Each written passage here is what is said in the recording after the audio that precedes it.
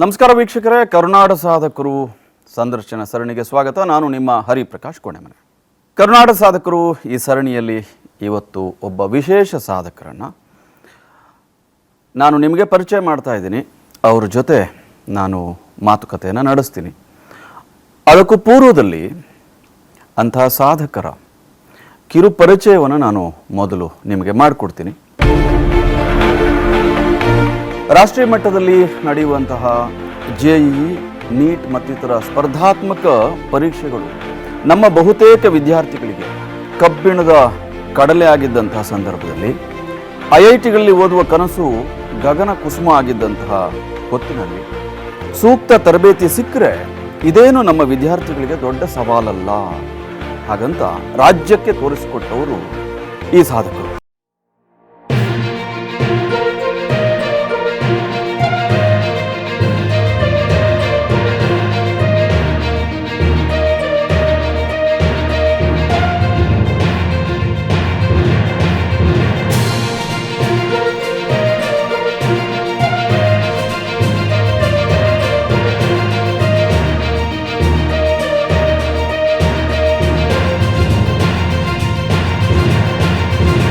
ವಿದ್ಯಾರ್ಥಿಗಳ ಭವಿಷ್ಯವನ್ನು ಸುಂದರಗೊಳಿಸಿದ್ದಾರೆ.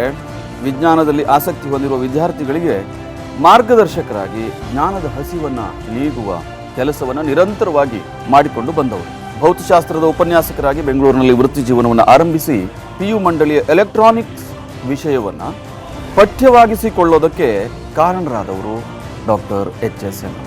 ಫಿಸಿಕ್ಸ್ ಮತ್ತು ಎಲೆಕ್ಟ್ರಾನಿಕ್ಸ್ ವಿಷಯಗಳಿಗೆ ಸಂಬಂಧಿಸಿದಂತೆ 20ಕ್ಕೂ ಹೆಚ್ಚು ಪುಸ್ತಕಗಳನ್ನು ಡಾಕ್ಟರ್ ನಾಗರಾಜ್ ಅವರು ಬರೆದಿದ್ದಾರೆ.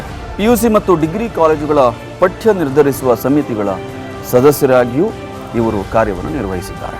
ಕರ್ನಾಟಕ ವಿಜ್ಞಾನ ಮತ್ತು ತಂತ್ರಜ್ಞಾನ ಅಕಾಡೆಮಿಯ ಸದಸ್ಯರಾಗಿ, ಹಲವಾರು ಶಾಲಾ ಕಾಲೇಜುಗಳ ಮತ್ತು ಎಂಜಿನಿಯರಿಂಗ್ ಕಾಲೇಜುಗಳ ಆಡಳಿತ ಮಂಡಳಿಯ ಸದಸ್ಯರಾಗಿ, ಮಾರ್ಗದರ್ಶಕರಾಗಿ ದುಡಿದಿರುವ ಶ್ರೀಯುತರು ರಾಜ್ಯಾದ್ಯಂತ ಶಿಕ್ಷಕರಿಗೆ ತರಬೇತಿ ನೀಡುವ ಕೆಲಸವನ್ನು ಮಾಡಿದ್ದಾರೆ.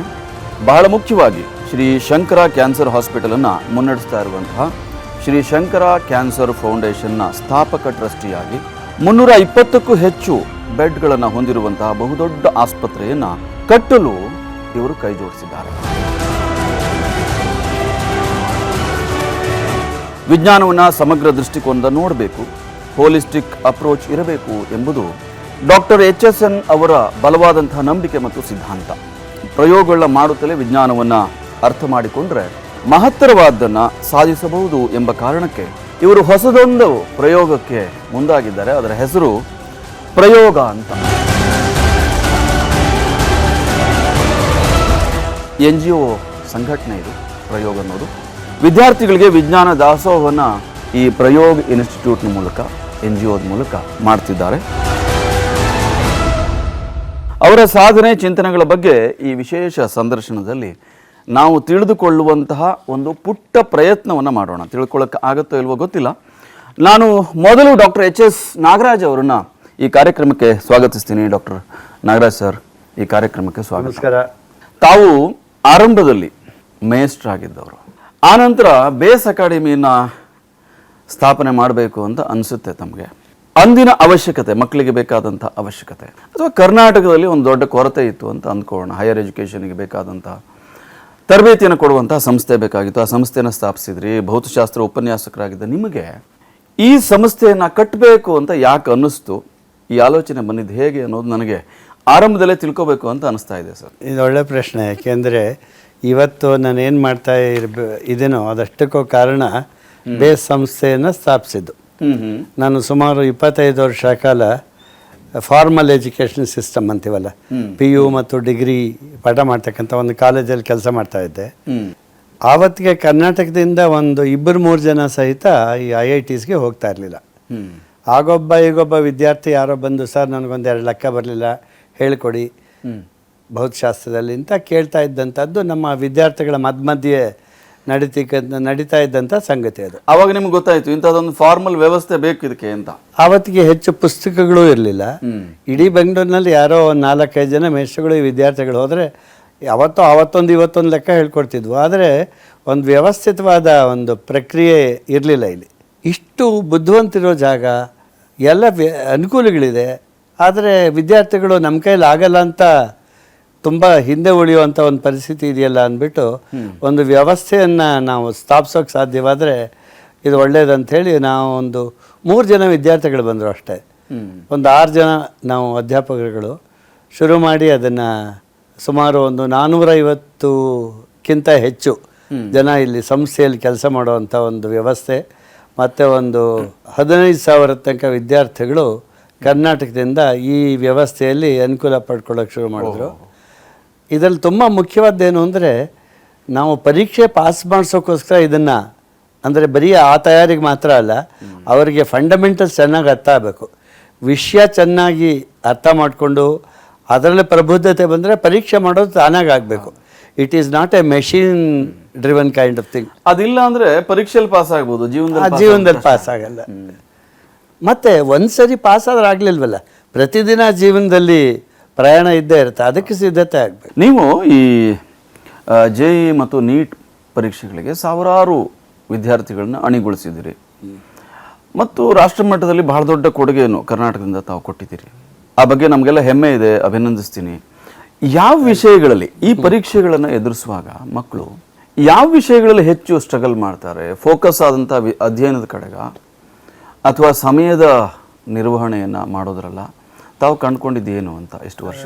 ಮೂಲಭೂತವಾಗಿ ಅವರಿಗೆ ಅಧ್ಯಯನದ ಆಳ ಮತ್ತು ಅಂದರೆ ವ್ಯಾಪ್ತಿ ಏನಿದೆ, ವಿಡ್ತ್ ಆ್ಯಂಡ್ ಡೆಪ್ತ್ ಎರಡೂ ಸಾಕಷ್ಟು ನಮ್ಮ ಪಠ್ಯಕ್ರಮದಲ್ಲಿ ಸಿಗೋದಿಲ್ಲ IITಗೆ ಬೇಕಾದಂಥದ್ದು.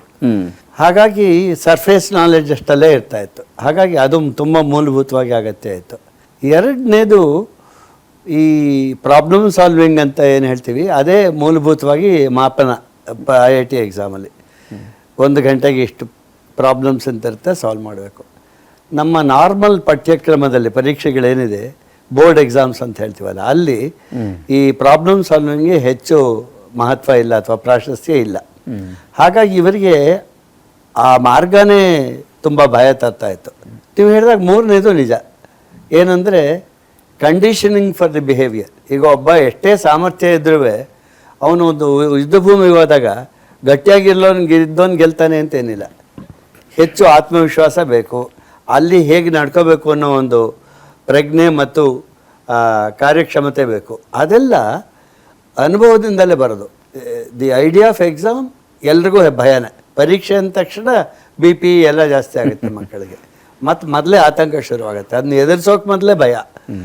ಹಾಗಾಗಿ ಅವರಿಗೆ ಪ್ರತಿದಿನ ಆ ವಾತಾವರಣಕ್ಕೆ ಹೋಗಿ ನನಗೆ ಗೊತ್ತು, ನಾನು ನಿನ್ನೆ ಮಾಡಿದ್ದೀನಿ, ಇವತ್ತು ಮಾಡಿದ್ದೀನಿ ಅಂತ ಪ್ರತಿದಿನದ ಅನುಭವಕ್ಕೆ ಬಂದ್ಬಿಟ್ರೆ ಆ ಸಾಮರ್ಥ್ಯದ ಅನುಭವ ಅಂದರೆ ಅವನು ಅಭಿವ್ಯಕ್ತವಾಗಬೇಕದು, ಆಚೆಗೆ ಬರಬೇಕು. ನಾನು ಹೌದಲ್ಲ ಇದು ಕಷ್ಟ ಅಂತ ಅನ್ಕೊಂಡಿದ್ದೆ, ಆದರೆ ಇವತ್ತಾಯಿತು, ಹೀಗೆ ನಿನ್ನೆ ಆಯಿತು, ಮೊನ್ನೆ ಆಯಿತು. ಒಂದು ಅನುಭವಕ್ಕೆ ಸುಮಾರು ದಿವಸ ಬಂದ್ಬಿಟ್ಟ ಮೇಲೆ ಇಟ್ ಬಿಕಮ್ಸ್ ಕ್ವೈಟ್ ನಾರ್ಮಲ್. ಆ ಪರೀಕ್ಷೆ ದಿವಸನೂ ಅಯ್ಯೋ ಎಷ್ಟು ದಿವಸ ಮಾಡಿದ್ದೀನಿ ಅನ್ನೋ ಒಂದು ಆತ್ಮವಿಶ್ವಾಸ ಬರುತ್ತೆ. ಅದು ತುಂಬ ಕಷ್ಟ. ಜೊತೆಗೆ ಈಗ ನಂಬರ್ ಆಫ್ ಸ್ಟೂಡೆಂಟ್ಸ್ ಎಕ್ಸಾಮ್ ತಗೊಳ್ಳೋದು ಜಾಸ್ತಿ ಆಗಿದೆ. ಆ್ಯಂಡ್ ಸಬ್ಜೆಕ್ಟಿವ್ ಪ್ರಾಬ್ಲಮ್ಸ್ ಅಂತ ಅದಿರ್ತಾ ಇತ್ತು ಮುಂಚೆ, ಅದು ಬದಲಾವಣೆ ಆಗೋದಕ್ಕೆ ಕಾರಣ ಇದೆ. ಇವಾಗೆಲ್ಲ ಮಲ್ಟಿಪಲ್ ಚಾಯ್ಸ್ ಕ್ವೆಶ್ಚನ್ಸ್ ಇದೆ. ಇದೇನಾಗಿದೆ, it has become a speed and accuracy test. ಹೆಚ್ಚು ಬುದ್ಧಿವಂತಿಕೆಯನ್ನು ಅಳತೆ ಮಾಡೋಕ್ಕಿಂತ ಯಾರು ಬೇಗ ಸರಿಯಾದ ಉತ್ತರವನ್ನು ಮಾರ್ಕ್ ಮಾಡ್ತಾರೆ ಅನ್ನೋ ಸ್ಥಿತಿಗೆ ಬಂದಿದೆ. ಪರ್ಯಾಯ ವ್ಯವಸ್ಥೆ ಬರೋವರೆಗೆ ಹೀಗೆ ಇರುತ್ತೆ. ಮಕ್ಕಳಿಗೆ ಪ್ರೆಷರು ಟೈಮ್ ಮೇಲೆ ತುಂಬ ಇದೆ. ಪ್ರಿಪರೇಷನ್ ಟೈಮು ನಾರ್ಮಲಿ ಅಷ್ಟು ಮಕ್ಕಳಿಗೆ ಸಿಗದಲೇ ಇರೋಷ್ಟು ಹೆಚ್ಚು ಬೇಕಾಗಿದೆ. ಇದು ಸಮಾಜದ ಒಟ್ಟು ಒಂದು ದೃಷ್ಟಿಕೋನದಲ್ಲೇ ಬದಲಾವಣೆ ಮಾಡಿ ಹೇಗೆ ಪರೀಕ್ಷೆ ಮಾಡಬೇಕು ಅನ್ನೋದು ಮುಖ್ಯ. ಎಷ್ಟನ್ನು ಪರೀಕ್ಷೆ ಮಾಡ್ತೀವಿ ಅನ್ನೋಕ್ಕಿಂತ, ಹೌ ಮಚ್ ಆಫ್ ಕಂಟೆಂಟ್ ಅನ್ನೋದಕ್ಕಿಂತ what skills do we evaluate ಅಂದರೆ ಅವರು ಯಾವ ಸಾಮರ್ಥ್ಯವನ್ನು ಅಳತೆ ಮಾಡ್ತೀವಿ ಅನ್ನೋದು ಮುಖ್ಯ ಆದಾಗ ಮಕ್ಕಳಿಗೆ ಟೆನ್ಷನ್ ಇಲ್ದೇ ಇಂಥ ಪರೀಕ್ಷೆಗಳಲ್ಲಿ ಹೆಚ್ಚು ಸಾಮರ್ಥ್ಯ ಹೊಂದೋರು ಮಾತ್ರ ಮೇಲೆ ಬರ್ತಾರೆ. ಈಗ ಹೆಚ್ಚು ಸಾಮರ್ಥ್ಯ ಇದ್ದವರೇ ಗೆಲ್ತಾರೆ ಅನ್ನೋ ಒಂದು ವಾತಾವರಣ ಇಲ್ಲ. ನಾನು ಹೀಗೆ ಗ್ರಹಿಸ್ತೀನಿ ಸರ್ ತಾವು ಹೇಳಿದ್ದನ್ನ. ಫೋಕಸ್ಡ್ ಆದಂಥ ಅಧ್ಯಯನವೂ ಬೇಕು ವಿಷಯವನ್ನು ತಿಳ್ಕೊಳ್ಳೋದ್ರಿಂದ. ಎರಡನೇದು, ಏನೋ ಬಹಳ ದೊಡ್ಡ ಭಾರ ನನ್ನ ತಲೆ ಮೇಲೆ ಬಿದ್ದುಬಿಟ್ಟಿದೆ ಅನ್ನುವ ಆ ಪ್ರೆಷರಿಗೂ ಈಲ್ಡಾಗಬಾರ್ದು. ಆತ್ಮವಿಶ್ವಾಸ ಬೇಕು. ನಿಮ್ಗೆ ಸಬ್ಜೆಕ್ಟ್ ಗೊತ್ತಿದ್ದಾಗ ಈ ಆತ್ಮವಿಶ್ವಾಸ ಬರುತ್ತೆ. ಹೌದು, ಸಬ್ಜೆಕ್ಟ್ ಗೊತ್ತಿಲ್ಲದೆ ಆತ್ಮವಿಶ್ವಾಸ ಕಡಿಮೆ ಆಗುತ್ತೆ. ಸೊ ಕಲ್ತ್ಕೊಳ್ಳೋದು ಇಂಪಾರ್ಟೆಂಟ್. ವಿಷಯ ಅರ್ಥ ಮಾಡ್ಕೊ. ಸಮಯದ ನಿರ್ವಹಣೆಯನ್ನು ಇವತ್ತಿನ ಕಾಂಪಿಟೇಟಿವ್ ಎಕ್ಸಾಮಿನೇಷನ್ಸ್ ಅದು ಯಾವುದೇ ಇರ್ಬೋದು, JET, JEE, ಎಲ್ಲ ನೀಟ್ ಇರ್ಬೋದು, ಯಾವ್ದಾದ್ರು any kind of competitive examination, ಅದು ಬ್ಯಾಂಕಿಂಗ್ ಇರ್ಬೋದು, IAS ಇತ್ಯಾದಿ, ನಿಯತ ಕಾಲದಲ್ಲಿ ಮಾಡುವಂತ ಒಂದು ನಿರ್ವಹಣೆ ಮಾಡುವಂತ ಒಂದು ಆ ಸಮಯದಲ್ಲಿ ಅದನ್ನ ಹ್ಯಾಂಡಲ್ ಮಾಡೋದು ಕೂಡ ಸಮಯ ಮಿತಿಯಲ್ಲಿ, ಅದು ಕೂಡ ಎಲ್ಲ ಗೊತ್ತು, ಆದ್ರೆ ಆ ಸಮಯದಲ್ಲಿ ನನಗೆ ಅದನ್ನ ಬರೆಯೋಕ್ಕಾಗಿಲ್ಲ, ಹಾಗಾದ್ರೂ ಕೂಡ ಫೇಲ್ ಆಗ್ತದೆ. ಕರೆಕ್ಟಾ ಸರ್? ಖಂಡಿತ. ನನಗೆ ನಾನು ಕೂಡ ಗ್ರಾಮೀಣದಿಂದ ಬಂದವನಾಗಿರೋದ್ರಿಂದ ನನಗೊಂದು ಪ್ರಶ್ನೆ ಇದೆ ಸರ್, ಇವತ್ತಿಗೂ ನನಗೆ ಅದಕ್ಕೆ ಉತ್ತರ ಸಿಕ್ಕಿಲ್ಲ. ಗ್ರಾಮೀಣ ಪ್ರದೇಶದ ವಿದ್ಯಾರ್ಥಿಗಳು ಇಂತಹ ಪರೀಕ್ಷೆಗಳಲ್ಲಿ ಪಾಸ್ ಆಗೋದಕ್ಕೆ, ಯಶಸ್ಸನ್ನು ಗಳಿಸೋದಕ್ಕೆ ಏನು ಮಾಡಬೇಕು? ನಗರಗಳಿಗೆ ಬಂದು ಈ ರೀತಿ ತರಬೇತಿ ಪಡ್ಕೊಳ್ಳೋದು ಅನಿವಾರ್ಯವಾ? ಅವ್ರಿಗೇನು ಪರಿಹಾರ? ನನ್ನ ದೃಷ್ಟಿಯಲ್ಲಿ ಬುದ್ಧಿ ಮತ್ತೆ ಅಲ್ಲಿ ಅಥವಾ ಸಾಮರ್ಥ್ಯದಲ್ಲಿ ಹಳ್ಳಿ ಮಕ್ಕಳು ಕಡಿಮೆ ಇರಲ್ಲ. ಅವರಿಗೆ ಈ ಎನ್ವಿರಾನ್ಮೆಂಟ್ ಅಂತ ಏನು ಹೇಳ್ತೀವಿ, ಈ ವಾತಾವರಣ ಸಿಕ್ಕಿರಲ್ಲ, ಮತ್ತೆ ಸ್ವಲ್ಪ ಭಾಷೆ ಮತ್ತೆ ಆತ್ಮವಿಶ್ವಾಸದ ಕೊರತೆ ಇರುತ್ತೆ. ಅಲ್ಲೇ ಈ ವ್ಯವಸ್ಥೆ ಸಿಗೋದಾದರೆ ಖಂಡಿತ ಹಳ್ಳಿಯಿಂದ ಬಂದ ಮಕ್ಕಳು ಸಿಟಿಯಿಂದ ಬಂದ ಮಕ್ಕಳಿಗಿಂತ ಯಾವುದೇ ರೀತಿ ಹಿಂದೆ ಇರಲ್ಲ. ನಾನು ಒಬ್ಬ ಹಳ್ಳಿಯಿಂದ ಬಂದವನು. ನನಗೆ ಹುಡುಗಂದು ಒಂದು ಸ್ಪೆಸಿಫಿಕ್ ಎಕ್ಸಾಂಪಲ್ ಜ್ಞಾಪಕ ಬರುತ್ತೆ. ಅಂಕೋಲಾದಿಂದ ಒಬ್ಬ ಹುಡುಗ ಬಂದ, ಬೇಸಿಕ್ ಬಂದ. ಅವನು ಬಂದು ಇಲ್ಲಿ ಓದ್ದ, ಕ್ವಾಲಿಫೈ ಆದ. ಅವತ್ತು ಆ ರಿಸಲ್ಟ್ ಎಲ್ಲ ಬಂದಮೇಲೆ ಒಂದು ಫಂಕ್ಷನ್ ಇರುತ್ತೆ, ಅವ್ರನ್ನೆಲ್ಲ ಸನ್ಮಾನ ಮಾಡೋದು, ಒಳ್ಳೆ ಮಾತಾಡಿ ಮಕ್ಕಳಿಗೆ ಭವಿಷ್ಯ ಉಜ್ವಲವಾಗಿರಲಿ ಅಂತ ಒಂದು ಆಶಿಸೋದಂಥ ಒಂದು ಸಂದರ್ಭ. ಅವನು ಮೈಕ್ ತೊಗೊಂಡು ಬಂದ, ಸರ್ ನಾನೇನೋ ಬಂದೆ, ಇಲ್ಲಿ ಬಂದು ಬೇಸಿಗೆ ಬಂದು ಇಷ್ಟೆಲ್ಲ ಆಯಿತು, ಆದರೆ ನನಗಿಂತ 10ರಷ್ಟು ಬದುವಂತ ನಮ್ಮ ಹಳ್ಳಿಲಿದ್ದಾರೆ, ಅವ್ರಿಗೆಲ್ಲ ಇಲ್ಲಿಗೆ ಬರೋಕ್ಕೂ ಆಗಲ್ಲ, ಅಲ್ಲಿ ವ್ಯವಸ್ಥೆನೂ ಇಲ್ವಲ್ಲ, ನನ್ನನ್ನು ನೀವು ಅಪ್ರಿಷಿಯೇಟ್ ಮಾಡಬೇಡಿ, ನಮ್ಮ ಹಳ್ಳಿಗೆ ಹೋಗಿ ಏನಾದ್ರು ಒಂದು ಸ್ವಲ್ಪ ಮಕ್ಕಳಿಗೆ ಸಹಾಯ ಮಾಡೋಕ್ಕಾಗತ್ತಾ ನೀವು ನೋಡಿ ಇಂದ. ಅಂದರೆ ಸಾಮರ್ಥ್ಯದ ಕೊರತೆ ಇಲ್ಲ, ಅವರಿಗೆ ಇದರ ಪರಿಚಯ ಅವಕಾಶ ಎರಡೂ ಇರಲ್ಲ. ಇವತ್ತಿನ ಸ್ಥಿತಿಯಲ್ಲಿ ಸ್ವಲ್ಪ ಹಳ್ಳಿಗಳಿಗೂ ತಲುಪ್ತಾ ಇದೆ. ಒಂದೇ ಇದಕ್ಕೆ ಉತ್ತರ ನನಗೆ ತಿಳಿದ ಮಟ್ಟಿಗೆ ಅಂದರೆ it's A day of blended learning. ಇವಾಗ ಮೀಡಿಯಾ ಎಷ್ಟು ಚೆನ್ನಾಗಿದೆ ಅಂದರೆ, communication technology is so good.